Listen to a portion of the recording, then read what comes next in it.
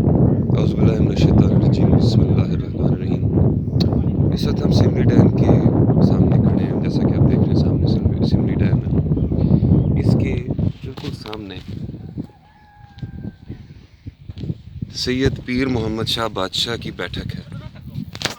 आज से तकरीबन 60-70 साल पहले वो यहाँ आके चिलाकशी करते रहे।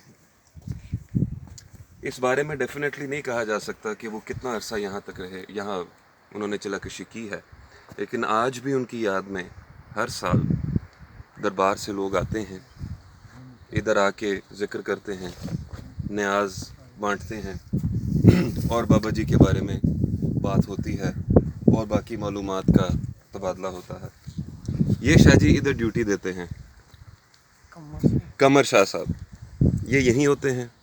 ये जो तमाम इसकी देख रेख, इसकी मेंटेनेंस का काम यही करते हैं। इसी तरह हम जैसे लोग जो यहाँ अपनी रिस्पेक्ट्स पे करने आते हैं, हम लोगों को गाइड करते हैं, मेहमानदारी करते हैं, हमारी हमें चाय पिलाते हैं, पानी पिलाते हैं, इस तमाम को यही मैनेज कर रहे हैं। इससे थोड़ा सा आगे हैं, इधर से थोड़ा सा नीचे गार है।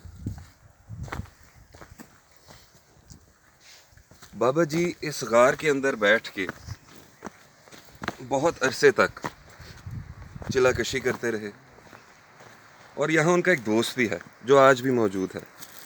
बाबा जी को पर्दा किए हुए तकरीबन 15 साल हो गए हैं, लेकिन यहाँ उनका एक दोस्त, एक सांप है। उसको हम अभी नीचे उतरे थे तो हम उसको देख के भी आए हैं। वो आज भी यहाँ अपनी ड्यूटी सर अंजाम दे रहा है।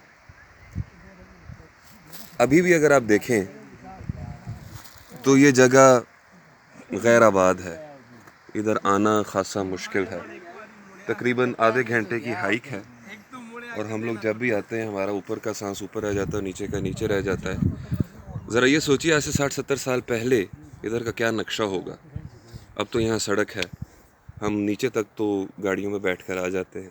यकीनन उस वक्त तो ये सहूलत मैसर नहीं होगी, तो ये सोचना पड़ता है कि उस वक्त यहाँ क्या चीज़ थी जो वली अल्लाह को खींच के लाई। हमेशा ज़हन में सवाल आता है कि वली का और पहाड़ का आपस में क्या ताल्लुक़ है। वली इतनी मुश्किल जगहों पर आकर चिल्लाकशी क्यों करते हैं, ये वली जानता है या उनका रब जानता है।